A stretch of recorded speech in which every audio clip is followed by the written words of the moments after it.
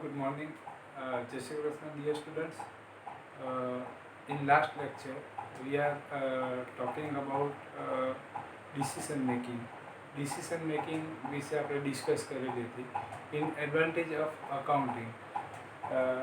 અકાઉન્ટિંગના જે બેનિફિટ છે એના અકોર્ડિંગ આપણે ડિસિઝન મેકિંગ છેલ્લે ડિસ્કશન કરેલું હતું અને એમાં તમને કીધેલું હતું કે આપણે થોડા વધારે એક્ઝામ્પલો આપણે જોશું.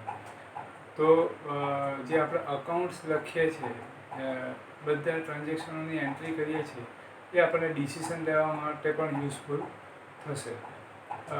તો કેવી રીતે યુઝફુલ થશે, કયા ટાઈપના ડિસિઝન? તો જે બિઝનેસના જે મેનેજમેન્ટ હોય, જેને મેનેજિંગ ડિરેક્ટર હોય, જેણે બિઝનેસને રિલેટેડ ડિસિઝન લેવાના હોય, લાઈક બિઝનેસ એક્સપાન્ડ કરવો કે નહીં કરવો, કરંટ મશીનરી હોય એની રિપ્લેસમેન્ટમાં નવી મશીનરી લાવવી કે નહીં લાવવી, પ્રોડક્શન, જુદી જુદી મલ્ટિપલ વસ્તુઓ હોય એનું આપણે પ્રોડક્શન કરતા હોય તો એમાંથી કયા પ્રોડક્શનને વધારે પ્રાયોરિટી આપવી, કયા ટાઈમે કઈ વસ્તુનું પ્રોડક્શન ઓછું કરવું, વધારવું, આ બધા જે ડિસિઝનો હોય તો એ ડિસિઝનો લેવા માટે હિસાબો ઉપયોગી થતા હોય. ફોર એક્ઝામ્પલ, બાલાજી ફેક્ટરી છે, આપણે વિઝિટે જઈશું, આ બધું નોર્મલ થશે, પછી આપણે ફેક્ટરી વિઝિટે જઈશું ત્યારે આપણને જોશું, ખ્યાલ આવશે. તો બાલાજી ફેક્ટરીની અંદર નોર્મલી જે પ્રોડક્શન ચેઇન છે, પ્રોડક્શન લાઇન છે, એની અંદર નોર્મલી એ લોકો વેફરો બનાવતા હોય, જુદા જુદા ફ્લેવરની. સોલ્ટેડ હોય, ટોમેટો હોય, સોલ્ટેડ હોય, મસાલા હોય, એટલે જુદા જુદા ફ્લેવર છે એની વેફરોનું પ્રોડક્શન ચેઇન ચાલુ હોય. ઇન બિટવીન એ લોકો ફરાળી, ચેવડો, એ બધી મમરા છે, સેવ છે, આ બધી વસ્તુઓ બનાવતા હોય. પણ એ લોકોની રેગ્યુલર પ્રોડક્ટ કઈ, તો કે વેફર. એનું વધારેમાં વધારે કન્ઝમ્પશન વેફરનું છે, તો એ વેફરનું પ્રોડક્શન કન્ટિન્યુઅસ હોય. પણ ઇન બિટવીન આ ચેવડો છે કે આ બધી વસ્તુઓ જે છે એ વસ્તુઓ ઓછી માર્કેટમાં ચાલતી હોય, છતાં પણ એનું પ્રોડક્શન કરવાનું હોય તો એ લોકો શું કરશે કે અમુક ટાઈમ પેલું પ્રોડક્શન સ્ટોપ કરીને એ ચેઇનમાં જ આ વસ્તુનું પ્રોડક્શન કરશે. તો કયા ટાઈમે કઈ વસ્તુનું પ્રોડક્શન કરવું, આ કઈ વસ્તુ પ્રોડક્શન સ્ટોપ કરવું, તો આ બધા જે ડિસિઝનો લેવાના હોય એની અંદર અકાઉન્ટ ખૂબ યુઝફુલ થશે. બીજું કે આપણી આ કંપની હોય એની અંદર આપણે બધું કામ એમ્પ્લોય પાસે કરાવતા હોય, એમ્પ્લોયની જગ્યાએ મશીનરી લાવીને મૂકવી હોય, એ મશીનરી લાવવી જોઈએ, નહીં લાવવી જોઈએ, એની ઇફેક્ટ કોસ્ટ પર કેટલી પડશે, આ બધા જે ડિસિઝનો લેવાના હોય. મંદી હોય તો ત્યારે બિઝનેસ ખોટમાં ચાલતો હોય, તે ખોટમાં ચલાવવો કે બંધ કરી દેવો, કે અમુક સમય સુધી બંધ કરવો કે પરમેનન્ટ બંધ કરી દેવો, આ બધા જે ડિસિઝનો લેવાના હોય એની અંદર અકાઉન્ટના જે ડેટાઓ છે એ યુઝફુલ થશે. એક લાસ્ટ લેક્ચરમાં વાત કરેલી હતી આપણે,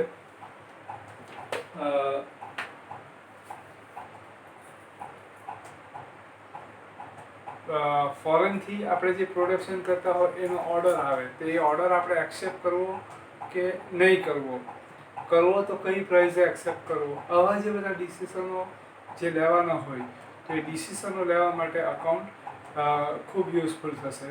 એક એક્ઝામ્પલ મને ખ્યાલ નથી, આઈ થિંક સો લાસ્ટ લેક્ચરમાં આપણે પૂર્ણ કરેલું હતું, બાકી હોય તો ફરી પાછું આપણે રિપીટ કરી દઈએ. આ પેન છે, એને આપણે ઇન્ડિયામાં આપણે બનાવીએ છીએ અને 100 રૂપીસમાં એને 100 રૂપિયામાં આપણે સેલ કરીએ છીએ. હવે આ પેન બનાવવા પછાડીનો જે કોસ્ટ છે, એનો ખર્ચ છે એ 70 રૂપીસ છે, 70 રૂપિયા છે. આ 70 રૂપિયાના જે એક્સપેન્સ છે એમાં 40 રૂપીસ વેરિયેબલ કોસ્ટ છે, એટલે કે એનું આ જે મટીરિયલ છે, એમાં જે એની ડાય છે, પછી ઇંક છે, આ બધાનો એક્સપેન્સ 40 રૂપીસ છે. 30 રૂપીસ જે છે એ જે આપણે પેન જે કારખાનામાં બનાવીએ છીએ એનું રેન્ટ 30 રૂપીસ છે પર પેન, સોરી, એનું રેન્ટ 30 રૂપીસ છે. તો 70 રૂપીસ એક્સપેન્સ છે, આપણે 100 રૂપીસમાં સેલ કરીએ છીએ એટલે 30 રૂપીસ પ્રોફિટ આપણે ઇન્ડિયાની અંદર અર્ન કરીએ છીએ, કમાઈએ છીએ. હવે આપણે ફેક્ટરીની કેપેસિટી ચલાવવાની 12 આવર્સની છે, પણ આપણે 8 આવર્સ જ ચલાવીએ છીએ, કારણ કે 4 આવર્સ આપણી પાસે ચલાવવાની પરમિશન છે. પણ એ 4 આવર્સની અંદર જે પ્રોડક્શન કરીએ છીએ ઇન્ડિયાના માર્કેટની અંદર જે પેનની ડિમાન્ડ છે એ ડિમાન્ડ આપણે સર્વાઈવ કરવા માટે 8 આવર કામ કરીશું તો આપણે સર્વાઈવ કરી દેતા છે, પહોંચી જતા છે. બાકીના 4 આવર્સ જે રિમેનિંગ રહ્યા એની અંદર પ્રોડક્શન કરીશું તો આપણે એનું સેલ નથી થવાનું, કારણ કે માર્કેટ નથી, તો એમાં સ્ટોક રહેશે. એટલે આપણે 8 કલાક કામ કરીએ છીએ ને જે ઇન્ડિયન ડિમાન્ડ છે ને આપણે પહોંચી દઈએ છીએ. હવે આપણે અમેરિકાથી આપણને આ પેન માટેનો ઓર્ડર મળે અને એ લોકોનો ઓફર પ્રાઇસ 70 રૂપીસ હોય. તો ઓફર પ્રાઇસ 70 રૂપીસ હોય તો આપણે આ ઓર્ડર એક્સેપ્ટ કરવો કે નહીં કરવો, તો એ ડિસિઝન લેવાનું છે. તો એ ડિસિઝન લેવા માટે અકાઉન્ટ યુઝફુલ થશે. કેવી રીતે? તો આપણે એમ વિચારીએ નોર્મલી તો આપણે આપણો આન્સર શું હોય, આ જ ક્વેશ્ચન આપણને કરવામાં આવે કે 70 રૂપીઝનો ઓર્ડર અમેરિકા આપણને ઓફર કરે છે ને આપણે એને આન્સર આપવાનો હોય કે ભાઈ તમે ઓર્ડર એક્સેપ્ટ કરશો કે નહીં કરશો. તો આપણે પહેલું એ વિચારીએ કે નહીં થાય. કેમ ન થાય? તો કે 70 રૂપીસ તો આપણે પેન બનાવવા માટેનો એક્સપેન્સ છે, તો 70 માં એને આપીએ તો આપણે શું કમાઈએ, બરાબર ને? પણ એવું નથી. આપણે પેન એને 70માં બનાવી આપશું તો આપણને કેટલો એક્સપેન્સ થશે? તો 40 રૂપીસ એક્સપેન્સ જ થશે. આનું મટીરિયલનો એક્સપેન્સ, ઇંકનો એક્સપેન્સ એ જ થશે. 30 રૂપીસ જે કારખાનાનું ફેક્ટરીનું જે રેન્ટ છે તે તો આપણે ઓલરેડી ભરી દીધું છે. 30 rupees rent is a fix cost, એટલે સ્થિર ખર્ચ છે. આપણે પ્રોડક્શન વધારીશું, બંધ કરીશું તો પણ 30 રૂપીસ એને રેન્ટ તો આપવું જ પડવાનું છે, એટલે ફિક્સ કોસ્ટ છે. એટલે આપણે જ્યારે અમેરિકાનો જે ઓર્ડર છે એના માટે જ્યારે પેન બનાવીશું ત્યારે આપણે 40 રૂપીસ જ એક્સપેન્સ થશે. 30 રૂપીસ જે છે પાછું આપણે એના માટે ફેક્ટરી રેન્ટ પણ નહીં લેવી પડશે. તો જે ઇન્ડિયાના માર્કેટમાં જે પેનનું પ્રોડક્શન કરીએ છીએ એના માટે જે ફેક્ટરી છે એ જ ફેક્ટરીની અંદર આપણે બનાવવાનું છે, એટલે એના માટે નવો એક્સપેન્સ ક્રિએટ થવાનો નથી. એટલે એક્સપેન્સ ટોટલ કેટલો રહેશે? 40 રૂપીસ જ રહેશે, બરાબર? એટલે અમેરિકાને આપણે ઓર્ડર એક્સેપ્ટ કરીશું તો આપણે પેન બનાવવાનો કોસ્ટ 40 રૂપીસ થશે. 30 રૂપીસ આપણે એમાં પણ કમાશું. પણ એ 30 રૂપીસ ક્યારે કમાશું? કે જો ફેક્ટરી રેન્ટ 30 રૂપીસ છે ઇન્ડિયાની અંદર જે આપણે પ્રોડક્શન સેલ કરીએ છીએ ને એનું સેલિંગ જે કરીએ છીએ એની અંદરથી આપણે કવર કરીશું તો આપણે અમેરિકાના ઓર્ડરનો ફરી પાછો આપણે એ એક્સપેન્સ કવર કરવાનો નહીં રહે. આપણે વેરિયેબલ કોસ્ટ કવર કરીશું એટલે આપણે પ્રોફિટ પર પહોંચી જશું. તો આ ટાઈપના જે ડિસિઝનો હોય એ લેવા માટે આપણે જો અકાઉન્ટ બધા એક્સપેન્સ ને ઇન્કમ જો આપણે લખેલી હોય તો ફિક્સ કોસ્ટ જે છે એ ઇન્ડિયાના પ્રોડક્શનમાંથી નીકળી જતી છે કે નથી નીકળી જતી એ આપણને જો ખ્યાલ હોય, એ આપણી પાસે જો ડેટા હોય તો આપણે અમેરિકાનો ઓર્ડર એક્સેપ્ટ કરવો કે નહીં કરવો એનું ડિસિઝન લઈ શકીએ. બીજું એક આપણે એડવાન્ટેજ એમાં પણ લઈ શકીએ, મોરલ કંટ્રોલ. એટલે એમ્પ્લોય પર આપણે કંટ્રોલ પણ રાખી શકીએ. જેમ જેમ આપણે સેલિંગ કરીએ, આપણે સેલ્સ કાઉન્ટર પર એમ્પ્લોયને બેસાડેલો હોય, ઘણી વખત આપણે એવું થાય કે એ સેલ્સ થાય પેલો એમ્પ્લોય સેલ કરે, પૈસા લે, બિલ નહીં બનાવે ને એના ખિસ્સામાં જતી રહે, તો આપણે એના પર કેવી રીતના વોચ રાખી શકીએ? તો એટલા માટે આપણે સિસ્ટમ બનાવેલી હોય કે સ્ટોક અકાઉન્ટ રાખેલું હોય તો જેટલો સ્ટોક હોય જેમ વેચાતો જાય તેમ સ્ટોક રિડ્યુસ થતો જાય. તો રિમેનિંગ સ્ટોક છે એ અને ફિઝિકલ સ્ટોક છે એ બંનેને આપણે ચેક કરી શકીએ. એટલે જો હિસાબી સિસ્ટમ રાખેલી હોય તો એમ્પ્લોય પર આપણે કંટ્રોલ લાવી શકીએ. તો આ બધા એના એડવાન્ટેજ છે. હવે આપણે વાત કરીએ લિમિટેશન. એકચ્યુઅલી એના ડિસએડવાન્ટેજ કે લિમિટેશન જેવું તો છે જ નથી, કારણ કે અકાઉન્ટ તમે બિઝનેસ કરો છો એટલે તમારી પાસે અકાઉન્ટ તમારે ફરજિયાત લખવું જ પડે. We have no option.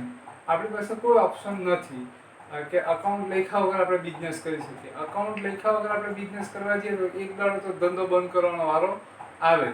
એટલે એના કોઈ લિમિટેશન છે જ નહીં, પણ આપણે અકોર્ડિંગ ટુ બુક પ્રમાણે આપણે ગણવું હોય તો ગણી શકીએ.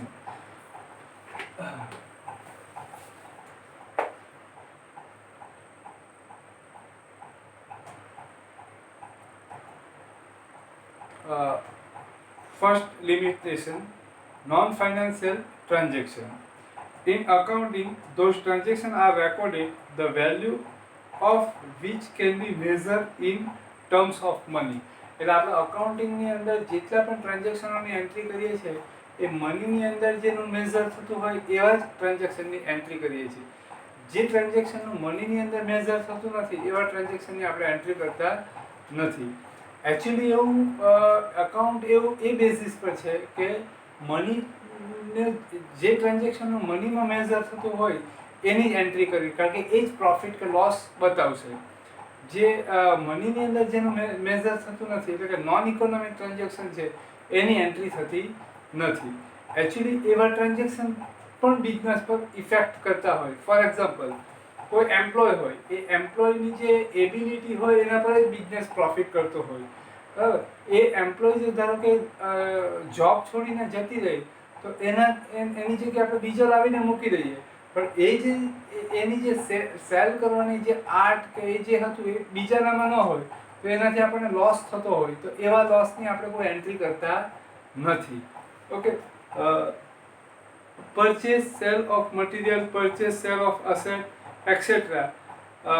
આ બધું આપણે purchase, cell of material, purchase, cell of asset એટલે આપણે મટીરિયલ કે અસેટનું આપણે પરચેસ કે સેલ કરીએ એ મનીની અંદર મેઝર થઈ શકે કે 100 રૂપીસ સેલ, 1000 રૂપીસ સેલ, એટલે આ રીતે મનીમાં મેઝર કરીએ એટલે એની એન્ટ્રી કરીએ છીએ. But the quality like honesty, loyalty, commitment of employee working in organization plays significant role for the development of business. These aspects are not considered in accounting. એટલે આ જે બધું છે એમ્પ્લોયની ઓનેસ્ટી છે, એની લોયલ્ટી છે, આ બધી વસ્તુની અકાઉન્ટની અંદર એન્ટ્રી થતી નથી. એકચ્યુઅલી આ બધી વસ્તુઓ પણ બિઝનેસ પર ઇફેક્ટ કરતી હોય. કોઈ આપણો એમ્પ્લોય એ રીતનો હોય કે જેની પાસે સેલની આર્ટ બહુ ફાઇન હોય, એ આપણે તો જે કસ્ટમર આવે છે એને એવી રીતે કન્વિન્સ કરે છે કે કસ્ટમર આપણા પાસેથી પાછો જતો નથી. તો આવી જે આર્ટ હોય એના લીધે પણ ઘણી વખત બિઝનેસનું ડેવલપમેન્ટ થતું હોય, પણ આવી બધીની આપણે એન્ટ્રી બિઝનેસની અંદર થતી નથી, એટલે અકાઉન્ટિંગની અંદર થતી નથી. એકચ્યુઅલી એ પણ આપણે એન્ટ્રી થવી જોઈએ, એ નથી થતી, એ એના લિમિટેશન કહી શકાય. બીકોઝ અકાઉન્ટ એ બેઝ પર છે કે there are two types of transaction. First, economic transaction and second one, non-economic transaction. Economic transaction means જે ટ્રાન્ઝેક્શનોનો આપણે મેઝર મનીની અંદર કરી શકીએ એ ઇકોનોમિક ટ્રાન્ઝેક્શન, જેનો આપણે મેઝર મનીની અંદર નહીં થઈ શકે એ non economic transaction. According to accounts rules, non-economic transactions are not noted in accounting.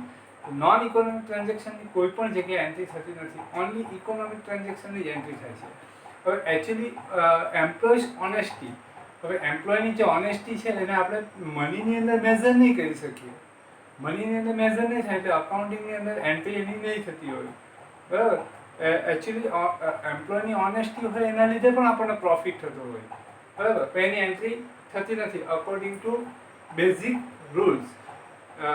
અકાઉન્ટના જે બેઝિક રૂલ્સ છે એના અકોર્ડિંગ એની એન્ટ્રી થતી નથી.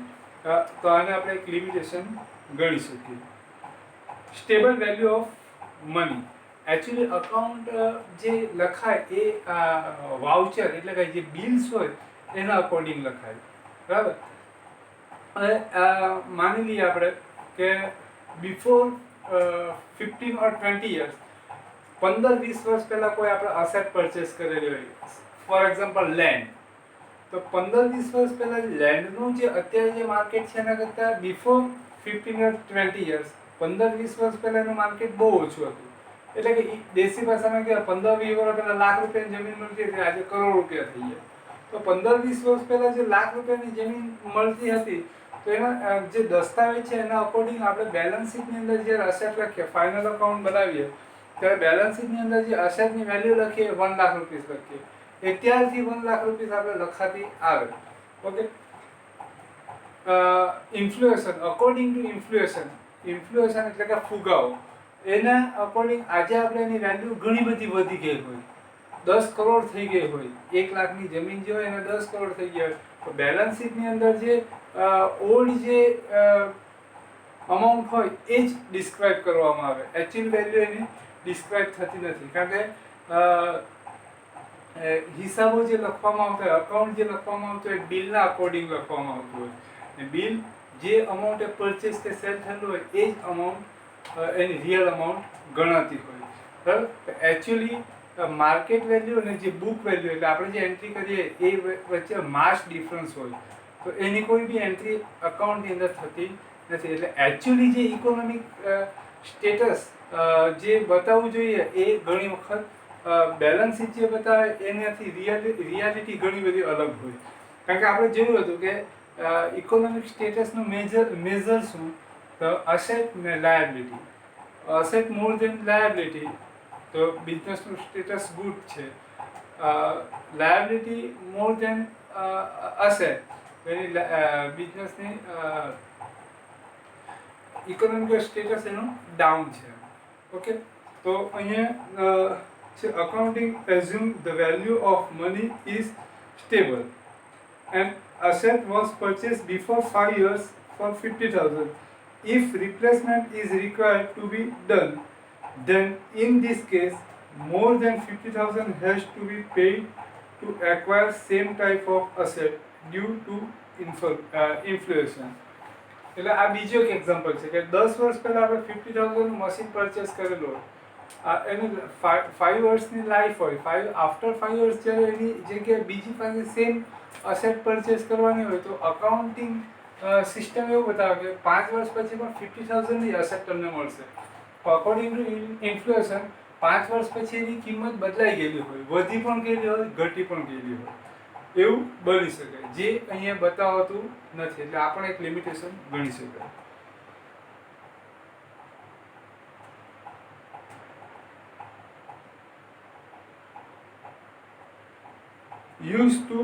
યુઝ ઓફ એસ્ટિમેટ, આનું ફાઇનલ લિમિટેશન છે. યુઝ ઓફ એસ્ટિમેટ એટલે જ્યારે અકાઉન્ટ ક્લોઝ કરીએ આપણે એન્ડ ઓફ ધ યર, તો ત્યારે અમુક પ્રોવિઝનો કરવાની હોય, લાઈક બેડ ડેટ પ્રોવિઝન, એ રીતની પ્રોવિઝન કરવાની હોય. એ પ્રોવિઝન બધી એઝ્યુમ કરવામાં આવે. હવે જે એઝ્યુમ કરીએ એ કદાચ આપણે એઝ્યુમ જે કરીએ એના કરતાં રિયાલિટી કદાચ અલગ પણ હોય, સાચી પણ હોય. Bad debt reserve means credit પર સેલ કરેલું હોય, તો આપણે ઉઘરાણી કરતા હોય તો અમુક વર્ષ પૂરું થાય ત્યારે અમુક જે ઉઘરાણી હોય, અમુક જે આપણા ડેપ્ટર્સ હોય એ ડાઉટફુલ હોય. એ ડાઉટફુલ કયા છે એ આપણે ઘણી વખત ખબર ને, ઘણા માણસોને સામેવાળા માણસને પારખી લેવાની એવી એની પાસે એબિલિટી હોય કે સામેવાળા માણસને તરત જ એ પારખી લે. તો અહીંયા પણ જ્યારે એન્ડ ઓફ ધ યર બધી ઉઘરાણીઓ કરવામાં આવે ત્યારે અમુક જે વ્યક્તિઓ હોય ડાઉટફુલ હોય, એ ઓળખવામાં જો ભૂલ થાય તો આપણી જે ઇકોનોમિકલ સ્ટેટસ છે એ કદાચ રિયલ કરતાં અલગ પણ આવી શકે. બરાબર. તો એ બધી પર્સનલ આર્ટ પર ડિપેન્ડ હોય. એટલે આપણે કહીએ ને account is arts and science, એટલે ટોટલ સાયન્સ નથી. અમુક જગ્યાએ આર્ટ પણ, હવે એસ્ટિમેટ મૂકવાનો હોય ત્યારે આર્ટની રિક્વાયરમેન્ટ હોય, એ કદાચ ખોટું પણ પડે, સાચું પણ પડે, એવું બની શકે. તો આપણા જે રિઝલ્ટ છે એ ના ડિફરન્સ આવી શકે. તો અહીંયા આપણે એડવાન્ટેજ, ડિસએડવાન્ટેજ અને ઓબ્જેક્ટિવ આ આપણે જોયું. હવે આપણે નેક્સ્ટ લેક્ચરથી ટર્મિનોલોજી, આ બધી વસ્તુઓ ગોખવાની કે જરૂરિયાત નથી. તમને જે પ્રમાણે સમજાયું છે એ પ્રમાણે તમારે વિચારવાનું છે, અને ગોખવાની કે એની કોઈ પણ જરૂરિયાત નથી. ખાસ ખાલી ધ્યાન રાખજો, મેઇન 2 ઓબ્જેક્ટિવ ધ્યાનમાં રહેવા જોઈએ, to know profitability and to know economical status. Okay, next લેક્ચરથી આપણે ફર્સ્ટ આપણે અત્યારે તો ખાડા ખોઈદા, આપણે પાયા ખોઈદા. હવે પહેલી જે ઈંટ છે, પહેલી જે સિમેન્ટ છે, પહેલી જે કપચી છે એ આપણે નેક્સ્ટ લેક્ચરથી મૂકીશું. તો હવે વધારે કેરફુલ રહેજો. Okay, thank you.